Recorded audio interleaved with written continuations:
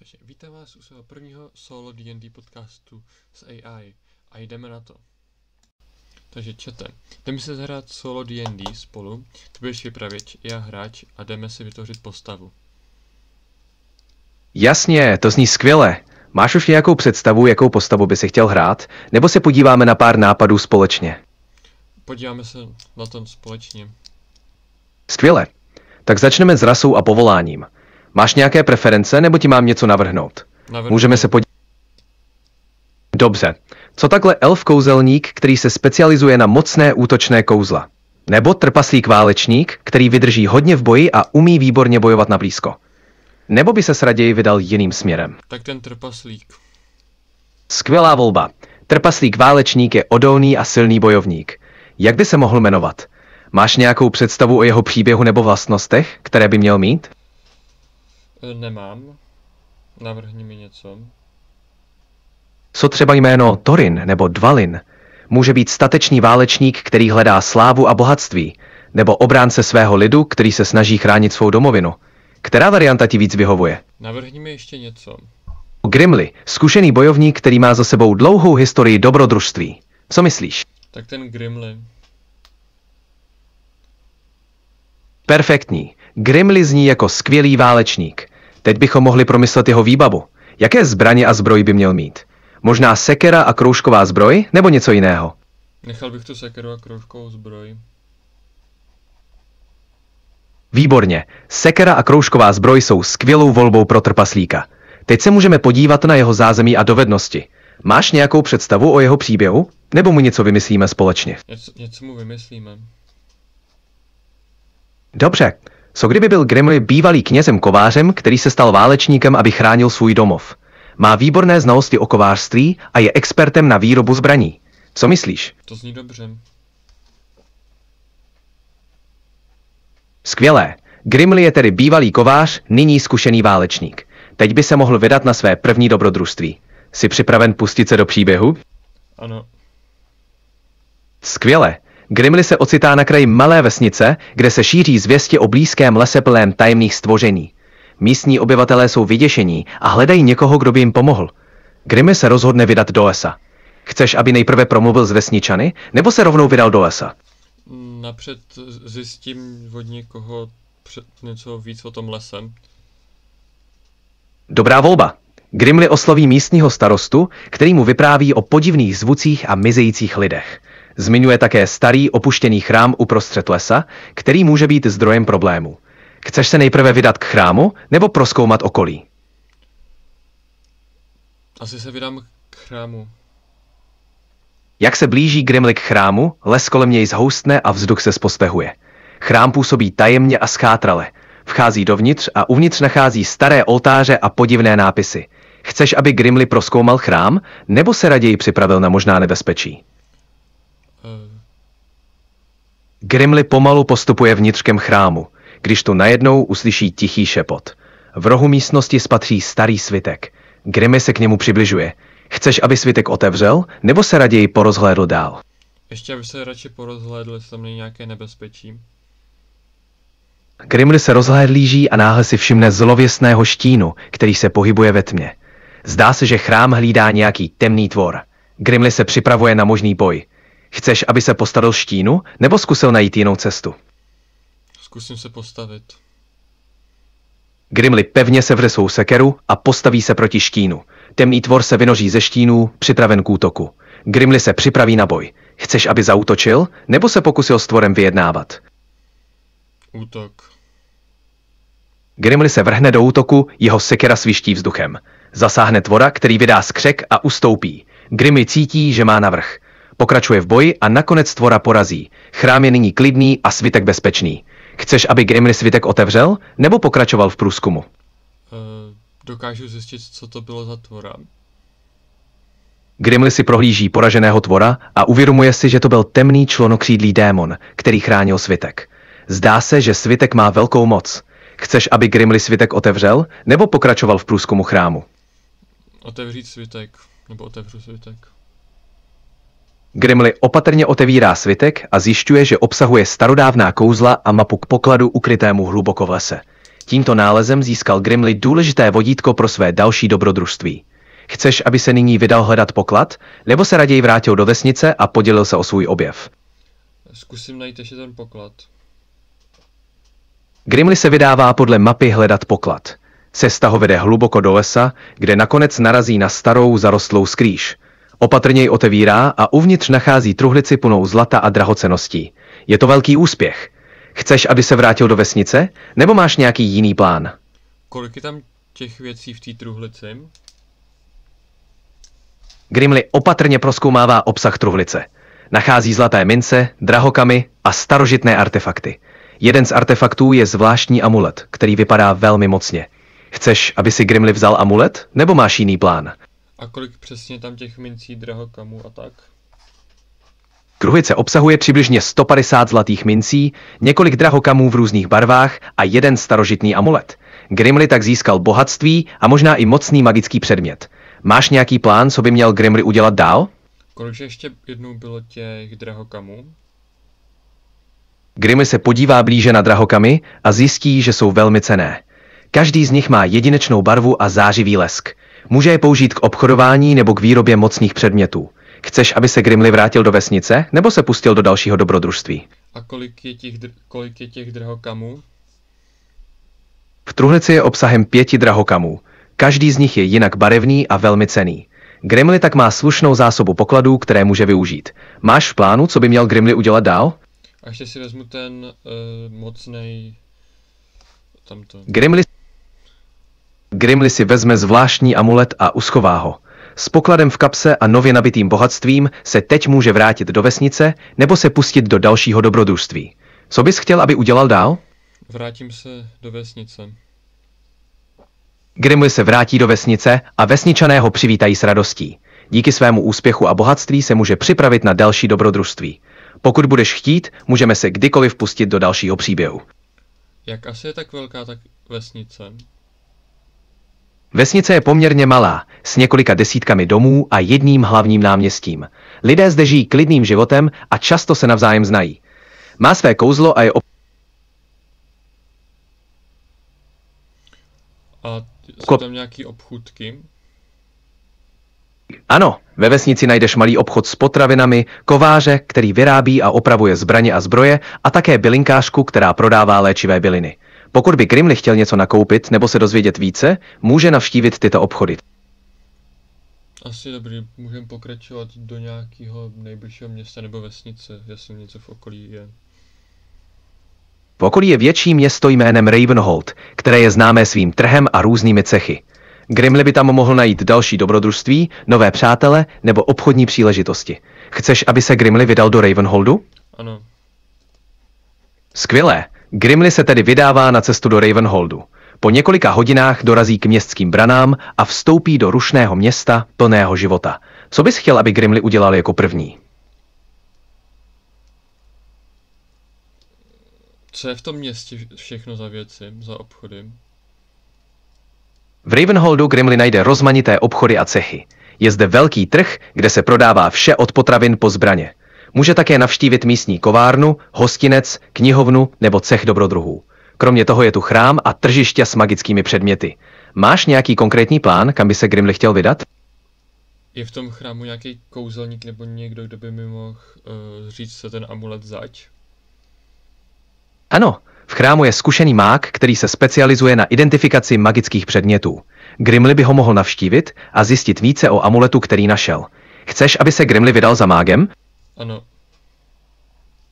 Grimli se tedy vydá do chrámu, kde ho povítá mák. Po pečlivém prozkoumání amuletu, mák zjistí, že amulet má ochranné kouzlo, které chrání nositele před zraněním. Je to velmi cenný a užitečný artefakt. Grimli tak získal cennou informaci a může se rozhodnout, jak amulet využije. Máš nějaký plán, co by měl Grimli udělat dál? Ještě se ho chci zeptat, jestli to jenom na jedno použití nebo na víc použití ten amulet. Mák vysvětlí, že amulet poskytuje trvalou ochranu, takže jej může Grimli používat opakovaně. Je to mocný artefakt, který mu může v budoucnu velmi pomoci. Máš nějaké další otázky nebo plán, co by měl Grimli udělat? Půjdu do knihovny. Grimli se vydá do knihovny, kde najde plno starých svazků a pergamenů. Knihovník mu může pomoci najít informace o různých tématech. Máš nějakou konkrétní oblast, kterou by chtěl Grimli prozkoumat? Magické zbraně a předměty, lektvary a knížku o trpaslících. Knihovník mu poradí několik knih. Jednu o magických zbraních a předmětech, další o lektvarech a také knihu o historii a kultuře trpaslíků. Grimli si je může půjčit nebo prostudovat přímo v knihovně. Máš nějaké preference, kterou by si chtěl prohlédnout jako první? Nemám, ale chci se knihovníka zeptat, jestli bych si ty knihy nemohl koupit. Knihovník dodá, že ty knihy nejsou na objednám, ale Grimli si je může půjčit a studovat v knihovně nebo si dělat poznámky. Pokud by chtěl nějaké další informace, knihovník mu rád pomůže. Máš nějaký další plán? Tak si je prostuduju v knihovně teda a udělám si z toho nějaký poznámky. Grimli se pohodlně usadí a ponoří do studií magických zbraní, předmětů a lektvarů a historie trpaslíků. Dělá si pečlivé poznámky, které mu mohou pomoci na jeho dobrodružstvích. Pokud budeš chtít, můžeme pokračovat dál, až bude připraven. Řekni mi nějaký poznámky z těch knížek. Jistě. Grimli si poznamenal, že magické zbraně často vyžadují speciální rituály pro aktivaci, lektvary mohou mít různé účinky a je důležité je správně kombinovat. Po trpaslících zjistil, že jsou mistři kováři a jejich kultura je velmi bohatá a starobylá. Tyto poznatky mu určitě přijdou vhod. Máš nějaký další plán pro Grimliho? Ještě se chci zeptat knihovníka na knížku o dracích. Knihovník poradí Grimlimu knihu o dracích, která obsahuje informace o jejich druzích, schopnostech a historii. Grimli si ji může půjčit a dozvědět se víc o těchto mocných tvorech. Chceš, aby si Grimli knihu prohlédl? Ano. Grimli si prohlíží knihu o dracích a postupně se dozvídá o různých druzích, jejich schopnostech a slabinách. Tyto znalosti mu mohou být v budoucnu užitečné. Máš nějaký další plán, co by měl Grimli udělat? Půjdu do hostince. Grimli dorazí do místního hostince, kde je rušno a přátelská atmosféra. Může si odpočinout, popovídat si s místními nebo získat nové informace. Máš nějaký konkrétní plán, co by měl v hostinci udělat? Zatím si dám nějaký jídlo a pivo a vždycky mi u toho říkají ceny. Toho, co si budu chtít kupovat. Grimli si objedná vydatné jídlo za 5 goldů a pivo za 1 gold. Může si teď v klidu odpočinout a načerpat síly. Pokud budeš chtít, můžeme pokračovat, až bude připraven na další dobrodružství.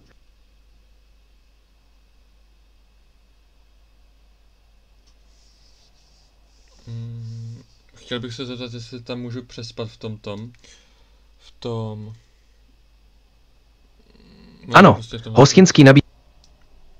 Ano, hostinský nabízí pokoj k přespání za 2 zlaté za noc. Grimli si může odpočinout a nabrat síly na další den. Chceš, aby si pokoj pronajal? Ano.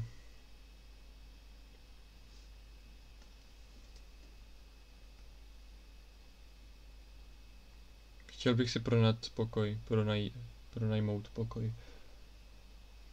Grimli si tedy pronajme pokoj a uloží se k odpočinku. Zítra bude připraven na další dobrodružství. Pokud budeš chtít, můžeme pokračovat, až se probudí.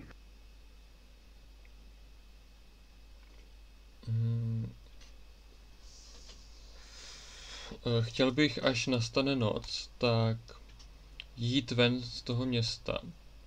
Je tam nějaký zlatnictví? Nebo něco? Ano. V Ravenholdu je zlatnictví, kde se obchoduje s drahokamy a šperky. Grimli to může navštívit, pokud bude chtít prodat své drahokamy nebo se podívat na nabídku. Máš nějaký konkrétní plán s návštěvou zlatnictví? Ano, chtěl bych tam mít zjistit, kolik by mohly stát těch mých 5 drahokamů.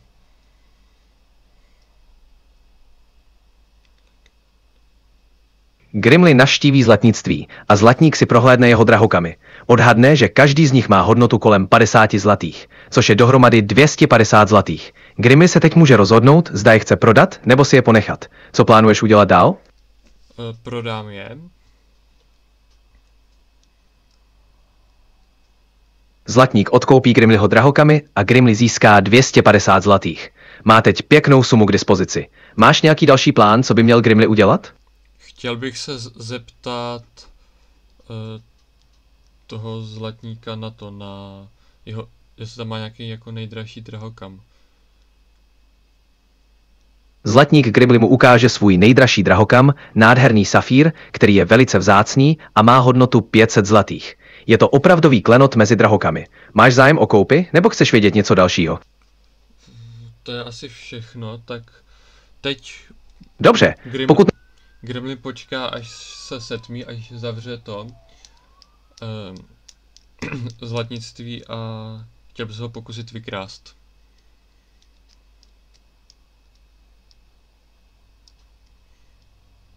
Grimli tedy vyčká, až se zlatnictví uzavře a nastane tma. Jakmile nastane noc, Grimli se připraví na svůj plán. Pokud chceš, můžeme provést hod kostkou, abychom zjistili, zda se mu pokus zdaří.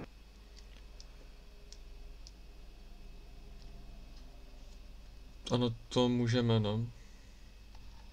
Dobře, hoďme kostkou a uvidíme, zda Grimliho plán vyjde. Pokud padne vyšší číslo, bude úspěšný, pokud nižší, plán se nepodaří. Pojďme na to.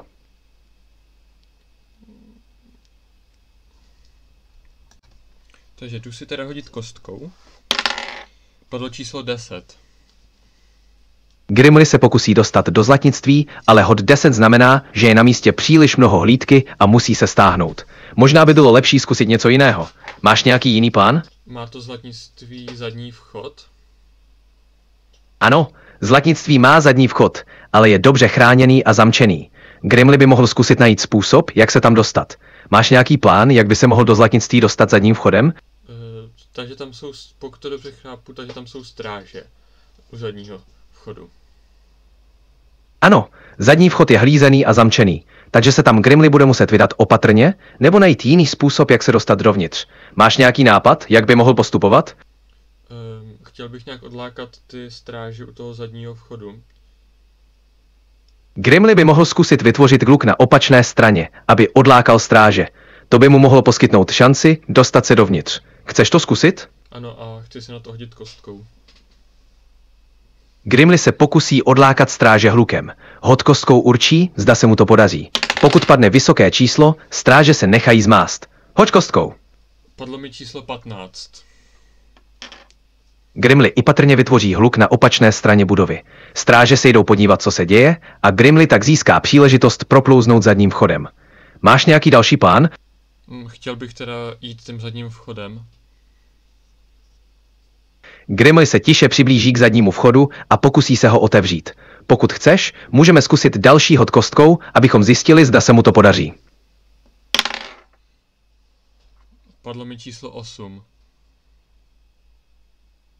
Grimli se pokusí otevřít na chlup a podaří se mu to. Vstoupí dovnitř. Uvnitř je ticho a zlatnictví je prázdné. Nyní může hledat, co potřebuje. Máš nějaký konkrétní plán, co by měl Grimli udělat teď? Porozhlídnu se, jestli tam jsou nějaký dražší drahokamy. Grimli se rozhlédne po zlatnictví a narazí na vitrínu s drahocennými drahokamy. Uvidí několik safírů, smaragdů a dokonce i vzácný diamant. Chceš, aby si je vzal, nebo máš jiný plán? Ano, chtěl bych si je vzít. Grimli si opatrně vezme nejdražší drahokamy. Nyní má cenný lup a z klidu zlatnictví by se měl pokusit nepozorovaně odejít. Chceš, aby se vrátil stejnou cestou, nebo máš jiný plán pro útěk? Ještě zkusím vybrat tu pokladnu. Grimli se pokusí otevřít pokladnu. Pokud chceš, můžeme zkusit další hod kostkou, abychom zjistili, zda se mu to podaří. Padlo mi číslo 3. Grimli se pokusí otevřít pokladnu, ale bohužel se mu to nepodaří. Možná by bylo lepší zkusit odejít, než riskovat další nebezpečí. Chceš, aby se Grimli pokusil nenápadně odejít? Ano. Grimli se opatrně vydá zpět ven stejnou cestou, jakou přišel. Pokud bude mít štěstí, dostane se ven bez povšimnutí. Pokud budeš chtít, můžeme pokračovat dál. Můžeme pokračovat. Grimli se podaří nenápadně odejít a ocitá se zpět na ulici. Nyní má drahocenné drahokamy a je v bezpečí. Máš nějaký další plán, kam by se měl vydat, nebo co by měl udělat dál? A kolik jsem vzal těch drahokamů? Grimli získal 3 drahokamy. Každý z nich má hodnotu přibližně 100 zlatých. Takže celkově získal drahokamit hodnotě 300 zlatých. Teď se může rozhodnout, co s nimi udělá. Máš nějaký plán, co dál? Kolik se to má celkově hodnotu ty drahokamy? Grimli má tedy drahokamy v celkové hodnotě 300 zlatých. Může je prodat nebo je využít jinak. Máš nějaký konkrétní plán, co by měl Grimli udělat dál? Asi půjdu zpátky do svého pokoje v hostinci. A Grimli vyspím se na další den. Grimli se vrátí do hostince, kde si může odpočinout a připravit se na další den. Pokud budeš chtít, můžeme pokračovat zítra s novými dobrodružstvími. Pokud máš nějaký další plán, dej vědět. Dobrý, tak můžeme pokračovat a chtěl bych zajít na to tržiště. Dobře, tak pokračujeme. Grimli se ráno probudí odpočatý a vydá se na tržiště. Najde tam spoustu stánků s různým zbožím. Máš nějakou představu, co by tam chtěl Grimli hledat nebo koupit? Nějaké vybavení na přežití. Na tržišti Grimli najde různé zboží pro život. Provazy, křesadla, léčivé bylinky a také základní nástroje jako nože a sekery. Může si vybrat, co potřebuje. Chceš, aby si něco konkrétního koupil? Nůž, křesadlo a lano.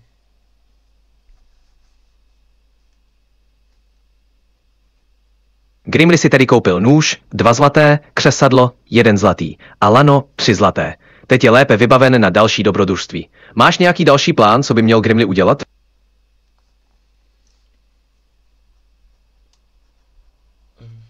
Ještě nějaký bylinky, jestli tam jsou. Na tržišti najde různé léčivé bylinky, které se hodí na zranění a obnovení sil.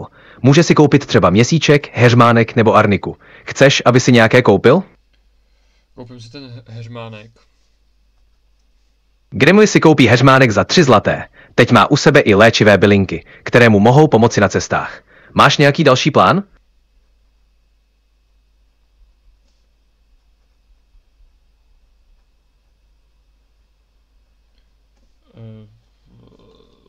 Jasně, pokud budeš chtít pokračovat v Grimliho dobrodružství, dej vědět. Ať se ti daří a kdykoliv se vrať.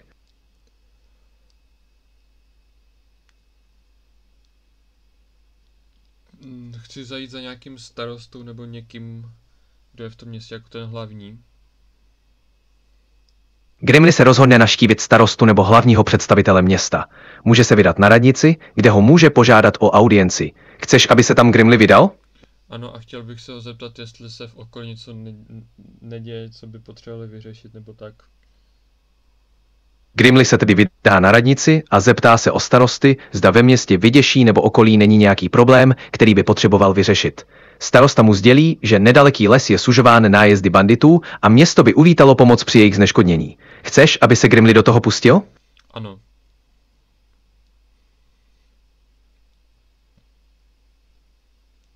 Jdeme k táboru. Grimli se vydá do lesa, kde má být tábor banditů.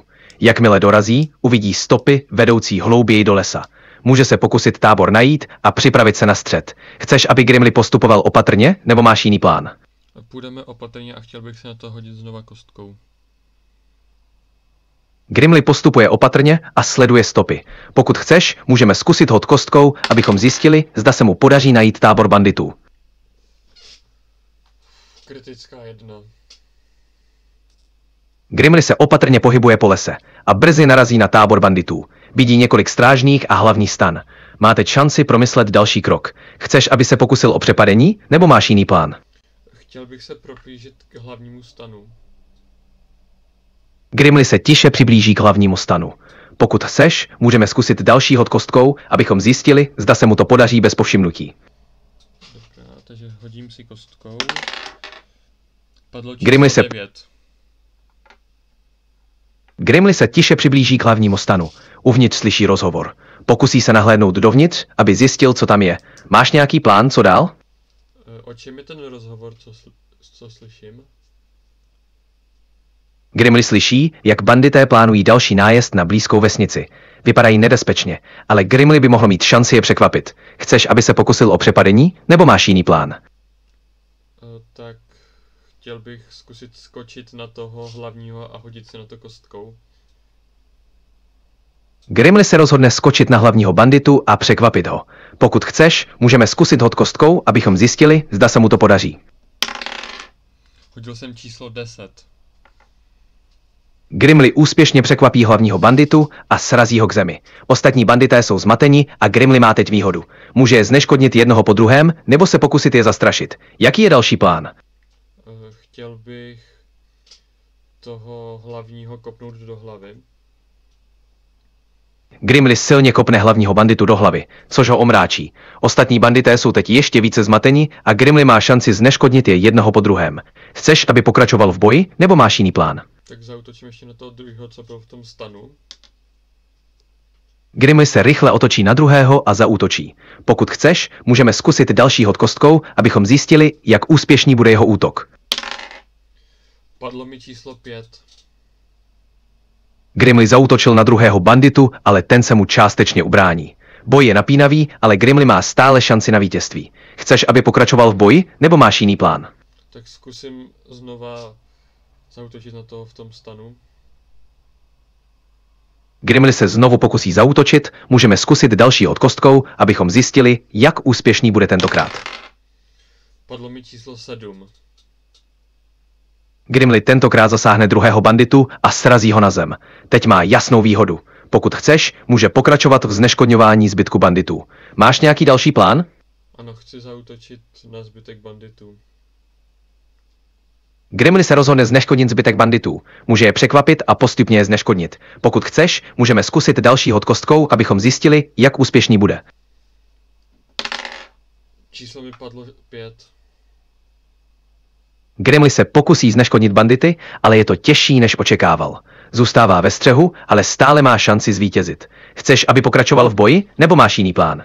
Budu pokračovat v boji. Grimly pokračuje v boji a postupně zneškodňuje zbylé bandity.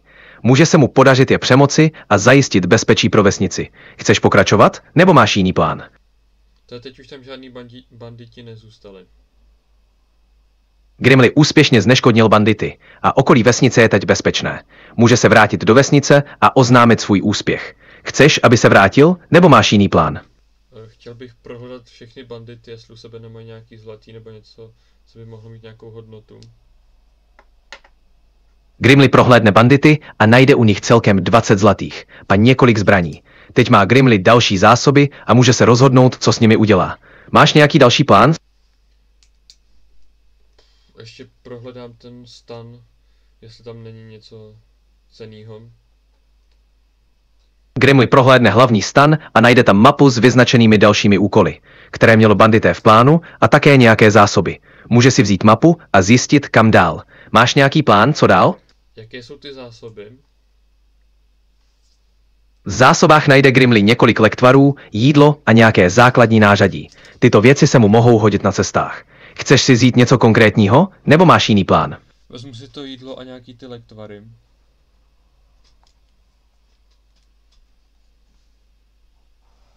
Grimly si vezme také jídlo a několik lektvarů, což se mu určitě bude hodit na jeho cestách. Máš nějaký další plán, co by měl Grimly udělat? Vrátím se do města. Grimly se vrátí do města a pozdraví ho pověřené. Může se teď rozhodnout, co s mapou a získanými informacemi udělá. Máš nějaký plán, kam by měl Grimly zamířit dál? Asi ne. Takhle, pro dnešek to tady už ukončím a zahrajeme se zase příště. Jasně, děkuji za hru a pokračovat můžeme později. Měj se hezky a zatím ahoj. Takže tohle je pro dnešek konec. Doufám, že se vám to líbilo. Nezapomeňte napsat komentář, like a odběr. A samozřejmě zvoneček, aby vám neuniklo žádné nové video.